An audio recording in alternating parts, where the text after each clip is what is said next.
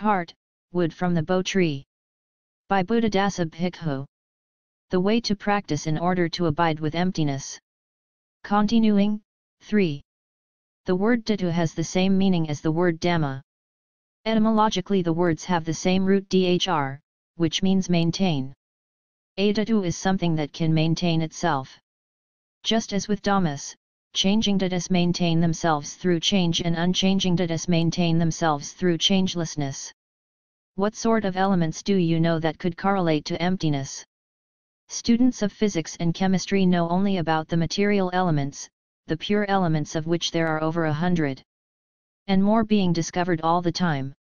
It's impossible for these elements to be emptiness, or at least it would take a profound interpretation of those things to see them as empty. Because they are merely material elements or rupadhatu. But there are immaterial elements, arupadhatu, elements of mind or consciousness, which lie beyond the domain of physics and chemistry. One must study the Buddha's science before one can know the immaterial, formless elements, which are a matter of mind and heart. So far then we have ascertained two groups of elements. In which element will that which is called emptiness abide? If anyone thinks that emptiness is a material element, his friends will die laughing. Some people think that it is an immaterial or formless element, and here the noble ones will die laughing. Emptiness is neither a material nor immaterial element. There is a third kind of element which lies beyond the ken of ordinary people. The Buddha called it naraadhatu. The words vathudhatu or rupadhatu refer to materiality, whether visible forms, sounds, odors, tastes, tactile objects or whatever. Arupadhatu refers to the mind and heart, to mental processes, the thoughts and feelings that arise in the mind. There is only one kind of element not included in these two categories, an element that is their complete antithesis and annihilation. Consequently the Buddha sometimes called it nibbanaddhatu, sometimes naraadhatu and sometimes amitadhatu. The words naraadhatu and nibbanaddhatu both mean extinguish. It is the extinguishing element, the element that extinguishes all other elements. Amitadhatu means the element that does not die. All other elements die, it is their nature to die. Naraadhatu is not tied to birth and death but is, on the contrary, the utter extinction of the other elements. Sunyata is that which dwells in this element, and so it might be called sunyatadhatu, for it is the element that brings all elements to emptiness. If one is to understand those things called dhatu well enough to understand the Dhamma, they must be studied in this way. Don't be deceived into thinking that knowing the elements of earth, water, wind, and fire is sufficient. They are a matter for children. Those elements were spoken of and taught before the time of the Buddha. One must go on to know Vinanadhatu, the immaterial consciousness element, Akassadhatu, the space element, and Sunyatadhatu, the emptiness element that is the utter extinction of earth, water, fire, wind, consciousness, and space. The element of emptiness is the most wonderful element in all the Buddhist teachings. To sum up, earth, water, wind, and fire lie in the group of rupadhatu. The mind, consciousness, and mental process lie in the group of arupadhatu. As for nibbana, this sunyatadhatu, it lies in the group of naraadhatu. You must find a quiet time to sit and look at all of the elements and see clearly that there are only these three kinds. Then you will begin to discover nibbana and understand more of that anatta or sunyata that we are presently addressing.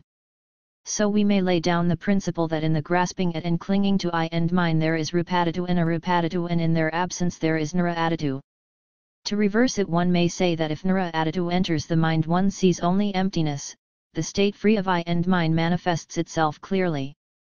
If another element enters, one will see it as form, name, visible object, sound, smell, taste, tactile object, feeling, memory, thought, consciousness, and so on. The whole confusing crowd, each one having a part to play in the arising of clinging, if not as love then as hate. Thus we all have just two dominant moods, satisfaction and dissatisfaction. We are accustomed to only these two. We have only been interested in gaining that which is felt to be desirable and to flee or destroy that which is felt to be disagreeable. It is unceasing disturbance, the mind is never empty. For the mind to be empty we must go beyond, overcome all the disturbing elements and come to dwell in the element of emptiness. Another way that the Buddha talked about elements in order to show their properties was to make a threefold division. He spoke first of Nekhamadhatu, the element of renunciation, as the cause for the withdrawal from sensuality. Secondly of Arupadhatu as the cause for the withdrawal from materiality, and thirdly of Naraadhatu as the cause for the withdrawal from the conditioned. Seeing Nekhamadhatu, the element of renunciation, is the cause for the withdrawal from sensuality because it is the antithesis. Seeing the element that is the antithesis of sensuality is called seeing Nekhamadhatu. Being unconsumed by the fire of sensuality is Nekhamadhatu. The mind that withdraws from sensuality is a mind that contains Nekhamadhatu. Beings that are able to free themselves from sensuality attach to the beautiful and pleasurable things that are unconnected with gross sensuality but are still in the realm of form. Albeit on a refined level, as for example, rishis, munis, and yogis who get attached to the pleasures of rupajhana, absorptions of the fine material sphere. Or on a more mundane level, perhaps we see old people attached to antiques or exquisite potted plants. Although these things are unconnected with the crudest sensuality, such people may be even more lost than those lost in sensuality. They are attached to material form and unable to give it up. So what else will one get attached to if one can free oneself of the attachment to materiality? One will attach to causally conditioned things that lie beyond it, i.e. all the beneficial dhammas. We don't have to talk of the harmful dhammas here, nobody wants them, but of the virtuous and virtuous actions that one projects will earn one a rebirth as a wonderful being up in heaven. People dream about this endlessly. But being born in heaven is sankhata, a conditioned state. We are all so caught up in being this or that kind of self and having this or that possession of self. Being the self of an animal is no good, so we want a human self. Seeing that being human is no good, we want to become a celestial being. That's no good, so we want to become a Brahma god. Seeing that being a Brahma god is no good, we want to become a Mahabrahma god. There's a self there all the time, it's all sankhata. Only on the discovery of Naraadhatu can we withdraw from the conditioned. Thus Naraadhatu is the final element, it is the element of extinguishing. It is the utter extinguishing of I and mine. If there is an absolute and final extinction, anupadissainabanadhatu, then one becomes an arahant. If the extinction is incomplete, saupadissainabanadhatu, then one becomes one of the lesser noble ones, for there is still a remnant of ego. It is not the true ultimate emptiness of Paramam Sunam. To summarize, we must know the Dhatus, the true constituents of all things. Please understand them according to the main principle whereby there is Rupadhatu, elements with form. Arupadhatu, elements without form, Naraadhatu. The element which is the extinguishing of both the form and formless elements. We can confidently assert that there is nothing outside the scope of these three words. We are learning something about the Buddha's science, the science that encompasses the physical, mental, and spiritual spheres. It enables us to have an utterly thorough knowledge of all things that precludes any further grasping at them. And it is this that must be the meaning of emptiness for us. Now I'll expand on a few points in order to round off our understanding of emptiness. In the Upanasaka Sutta of the Majjhima Nikaya, the Buddha calls Sunyata Mahapuri Savihara. This translates as meaning that emptiness is the abode of the great man. The great man does not have a wandering restless mind that spins this way and that, as does the mind of the ordinary man. The great man has a mind that dwells in emptiness, with emptiness, is itself emptiness. That being so, Sunyata is the abode or temple of the great man, i.e. of the Buddha and the Arahants. To say that emptiness is their abode means that they live it and breathe it. The Buddha stated that he, the Tathagata, dwelt and passed his life in Sunyatavihara. When he was teaching Dhamma, his mind was empty of self and belonging to self. When he was on alms round or doing his daily tasks, his mind was empty. When he was enjoying himself in his free time, Devahara or Sukhavihara, he was dwelling empty of self and belonging to self. Thus he affirmed to Sariputta that the Tathagata passed his life in Sunyatavihara. Here we are not talking about the ordinary unenlightened person but of the great man, of the Buddha, how he lived and in what abode he dwelt. If you want to see the Buddha's dwelling place, don't go thinking that it's a building made of bricks and mortar or something in India. You should think of the abode called Sunatavihara or Mahapurusavihara. The supreme emptiness is not the momentary flash that we may experience sitting here, which has disappeared by the time we get home. Sunatavihara refers to the ultimate emptiness, and so another word is used, a rather long one, Paramanatara Sunata. It is composed of 3 words, Parama and Anuttara and Sunata, and it means supreme unsurpassable emptiness. In the technical literature of Dhamma, this point relates to the Citta Samadhi devoid of nimittas, mind-created phenomena that may occur when the mind is concentrated. Where the mind lacking any nimitta is radiantly pure to the extent of being free of the asavas. Cankers, intoxicants, outflows, mental defilements defined in terms of the way they flow out in response to conditions, asavas of sense desire, for existence, views and ignorance. This condition may be of a kind that can be regressed from, or it may be permanent. If at any moment that there is this kind of citta samadhi where there are no nimittas to be clung to as self or as belonging to self, then that radiant mind, free of the asavas, is called Paramanatara Sunata and is the natural, unforced state of the arahants. If we unenlightened people are ever going to be true adepts, we must be able to attain this citta samadhi. Even if we don't end the asavas once and for all, it will be an occasional freedom from them. It will be borrowing something of the Buddha and the arahants to have a look at, so we don't lose heart. For that which we call emptiness or enlightenment or nibbana is both of the sort that is obtained absolutely and finally, and is also of the temporary uncertain sort that we ordinary folk may know. There is even a third sort, which occurs by coincidence.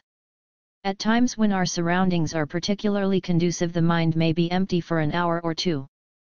But the important thing is that we set our minds on practicing to the best of our abilities to make the mind empty. The term Paramanatara Sunata as used by the Buddha means the utter destruction of greed, aversion, and delusion.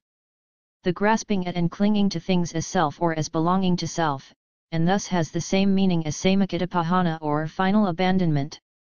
Consequently, when speaking of the highest level of Sunata, the Buddha used this term, supreme unsurpassable emptiness. If we gradually lower our eyes from this summit of emptiness, we will be able to understand its lesser levels. Directly below the peak of Paramanatara Sunata are the following: Navasananasanayatana, Akinkanayatana, Vinanankayatana, Akazayankayatana, Padhavasana, Aranasana. Looking downwards from the summit, it is hard to understand, so we will start from the bottom and gradually raise our eyes to the peak. The very first level is Aranasana, which means the perception of forest. For example, if we live where it is noisy and confusing and then imagine it to be a forest as if it truly is one and we really have entered it, we can imagine the forest to be empty and tranquil, free from disturbing noises. Merely imagining the forest is already one sort of emptiness, but an emptiness that is child's play. Higher than Aranasana is Padhavasana, whereby we, for example, create the perception of earth. We can become conscious of all phenomena as being merely the earth element. Padhavasana can eradicate craving for the sense pleasures of visible forms, sounds, odors, tastes and tactile objects. It is something the young should try. Here, if we wish to ascend further, we must create the perception of Akazayankayatana, i.e. create the feeling that there is nothing but infinite space. Space is indeed one kind of emptiness, but it is not true Sunata. Sunata is of a higher order than vacant, empty space. You don't have to be interested in that sort of emptiness. Pay attention to the subtler level of Sunata whereby we can create the perception that there is nothing but infinite consciousness. The perception that there is nothing but the infinite consciousness element is called Vinanankayatana. If we ascend even higher, we reach the kind of Sunata called Akinkanayatana, where we mentally create utter nothingness. We don't allow the mind to focus on anything, we fix it on nothingness. However, there still remains the feeling that there is nothingness. One step further on lies Navasananasanayatana, non-perceiving perception. It's said that it is neither like being alive nor being dead. To say that there is perception would be false. To say that there is no perception would also be false. There is no labeling or interpretation of experience. There is awareness without perception. It is so subtle that to call a person in this state alive would be false, to call him dead would be false. These 6 levels of emptiness are not the same as Paramanitara Sunnata. The Buddha spoke of them merely to demonstrate the various gradations of emptiness. None of them are the emptiness that is the abode of the great man. They are the sorts of emptiness that rishis and munis had been groping after since before the time of the Buddha. Once having discovered them, they would get stuck in them, unable to get beyond them. It was like that until the Buddha found the true Sunnata, which is the abode of the great man, the supreme unsurpassable emptiness that I have been speaking of. The commentaries call the experiences of Sunnata Sunnataphasa. We know only the contact, phasa, of the eyes, ears, nose, tongue, body, and mind with visible forms, sounds, odors, tastes, tangible and mental objects. We have never had Sunnataphasa, the contact with Sunnata, because we know only of the Rupadhatu and Arupadhatu, we know nothing of Naraadhatu. When we come to know Naraadhatu, we will experience a new sensation, that which the commentators call Sunnataphasa. It is the name of the noble path on the level that truly destroys mental defilements. When we have developed our practice to the point that it is destroying defilements, there is Sunnataphasa. It is like touching Sunnata with our hand, our minds come into contact with emptiness. Emptiness as contact relates to the noble path of one for whom Anattanupassana, the insight that there is no self nor anything belonging to a self, that there are merely dhammas and natural process, is growing continually. If the noble path is of this nature, it is called Sunnato, and any contact that takes place on that path is called Sunnataphasa. Anattanupassana, the cause of that state, is a consequence of Dukkhanupassana, the insight into dukkha. Dukkhanupassana is like having once tried to take hold of fire, knowing that it's not at all something to put your hand in. Or knowing that no dhammas whatsoever should be clung to, because once taken hold of, they become a fire. If spiritually we are well conversant with the way fire burns and consumes, how it constricts, envelopes, pierces, and entangles, then that is Dukkhanupassana. Here we must consider that some people object that if you haven't reached Nibbana you can't know anything about it, just as if you've never been to Europe you can't even have seen it. But Nibbana is not a material object, it is a matter of the mind and heart. As I have said, right now most of your minds are empty. This is already a taste. Be diligent in seeing that. Consequently, in the scriptural exposition of the practice of mindfulness of breathing, in the section dealing with Cittanupassana, where it discusses the method of looking intently at the mind, it says that if mind has lust, one knows that mind has lust. If mind has aversion, one knows the mind has aversion. If the mind has delusion, one knows the mind has delusion. If the mind is depressed, then one knows that the mind is depressed. If the mind is not depressed, one knows that mind is not depressed. If the mind is released, then one knows that mind is released, vimutti. If mind is not released, one knows that mind is not released. If the mind is released, then it is empty. If it is not released, then it is not empty. Let us look at our mind that is either released, i.e. empty of all things, or caught, i.e. grasping at and clinging to something. Even at the initial level of practice, the teaching is to look at the mind that is empty or vimutti. It is something that is there to be seen within, it is not something to be figured out according to books that we've read. Nibbana or Sunnata is there for us to see, even while we are still unenlightened. There is the emptiness called Tadanga vimutti that just happens to arise, as it is now, when the external conditions are right. If we concentrate the mind in the correct way so that it is completely undisturbed and at ease, more so, one may say, than experiencing any kind of worldly pleasure, then this is Vikamhana vimutti. Release by suppression. So even without the Samakata vimutti or final release of the Arahant, we still have a sample of emptiness to examine, a sample of the wares of Buddha.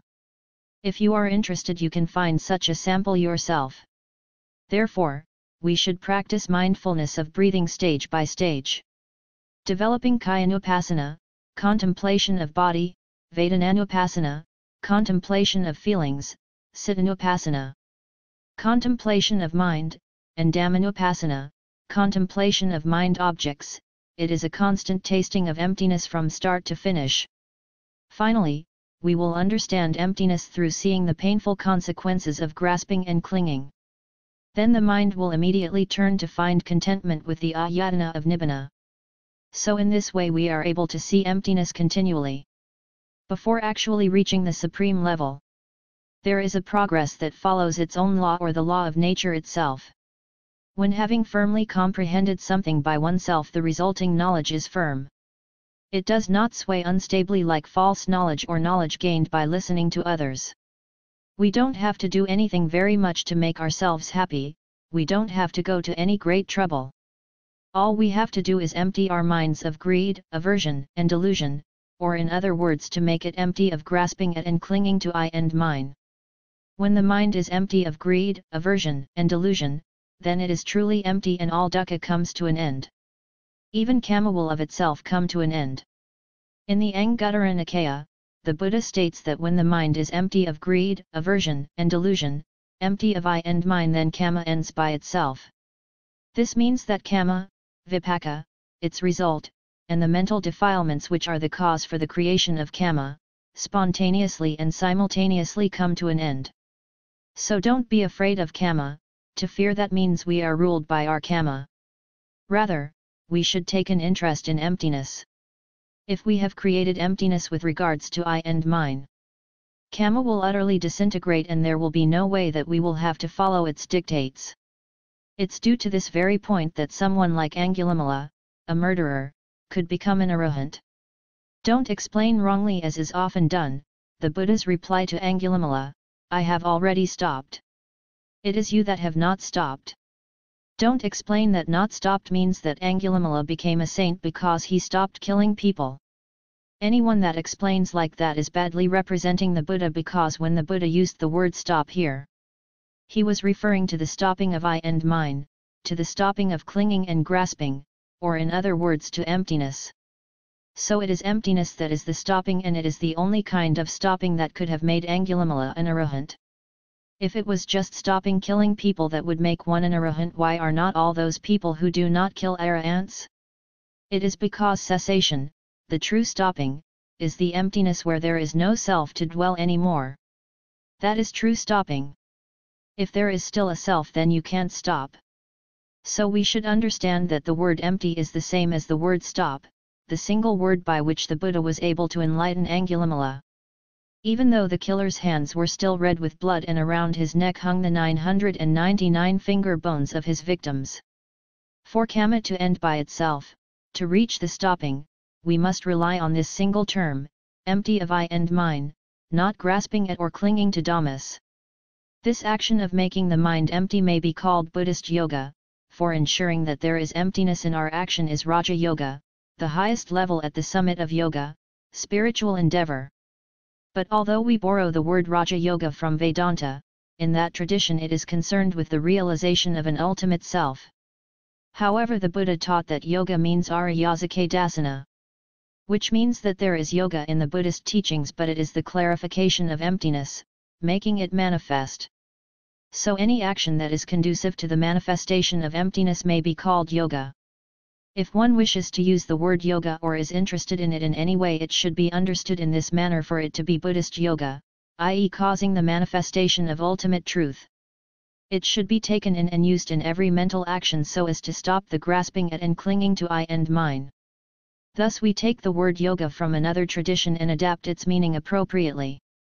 Take for example the word kama-yoga, being unselfish, acting unreservedly for the benefit of others. We too have this yoga. If there is no ego consciousness, then whatever we do will be kama-yoga. Even with this very basic kind of yoga, making merit, doing good, sacrificing for others and helping mankind, these actions must be performed with a mind empty of I and mine. So we don't have to seek after other kinds of yoga, for they all come down to this one yoga. The spiritual endeavor of putting an end to self and the belonging to self, or in other words, making emptiness manifest. All this rather lengthy explanation has been aimed at elucidating the single word emptiness. To be empty of defilements is to be empty of this feeling of I and mine, and then the emptiness that is freedom from dukkha is assured. For to be empty of defilements is to be empty of dukkha. To be empty of I and mine alone is to be empty of all things. That state of emptiness is not the element of earth, water, fire, or air or any of those kinds of things. It is only nirvana, voidness of I and mine, the extinction of kama, the defilements, and dukkha. The last point that we must consider is that, as was said at the beginning, emptiness exists in relation to all things. Don't forget that all things are nothing other than dhammas and that dhammas are nothing but nature or suchness. They are already empty of self or the belongings of self. The dhammas of foolishness, delusion, and ignorance emerge continually. Because our culture and the way we live encourages the dhammas of ego and unknowing. They don't encourage the dhammas of knowledge. Consequently, we undergo the punishment for our original sin, our original misguided action. Continually and automatically from the time of its occurrence without ever learning our lesson. The young aren't conscious of it, the middle-aged aren't conscious of it, and even many of the old are unconscious of it. We should at least be able to realize it in middle age or old age so as to escape the punishment. Emerge from the cage of Vadasamara and reach that boundless place of clarity and space.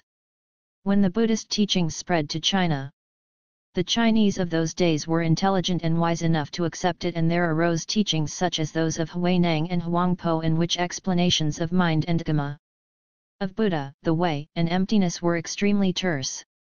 There emerged the key sentence that mind, Buddha, Dhamma, the way and emptiness are all just the same thing. This one sentence is enough, there is no need to say anything more. It is equivalent to all the scriptures. Now, that is a statement that particularly those of us studying and practicing in the old style have no way at all of understanding. It might be beneficial for us to feel a little ashamed on this account. The Chinese went on to say that emptiness is by nature always present but that we don't see it. I may prove this by saying once again that at this moment everyone sitting here has a mind that is by nature empty, but not only do you not see it, but what's more, you will not accept that this is emptiness. Huangpo scolded that this is like someone having a diamond attached to their forehead without knowing it. Who goes searching all around the world, or perhaps outside the world in hell, heaven or the Brahma worlds, making an offering of a penny and expecting to go to heaven and satisfy every desire. Not seeing that which is stuck in our forehead, we seek all around the world, or if that's not enough, in other realms. So please, just for a while, look very closely to see what is there at your forehead and how to go about putting your hands on it. When speaking of the way to take hold of the diamond, the Chinese teachers spoke even more profoundly. There's no need to do anything. Just be still and the mind will become empty by itself. This phrase, just be still, there's no need to do anything, has many meanings. Our minds are naughty and playful. The mind wanders out of the eyes, ears, nose, tongue, and body, gathering sense objects. And having accepted them within, is stupid enough to allow the dhammas of ignorance to climb into the driver's seat, so that there is nothing but grasping and clinging to I and mine. This is called being naughty, refusing to be still. Being still means not admitting sense objects into the mind but being content to let them founder like waves on the shore. For instance, when the eye sees form, if there is merely the seeing, then that is called not admitting visible forms into the mind, and similarly with the other sense organs.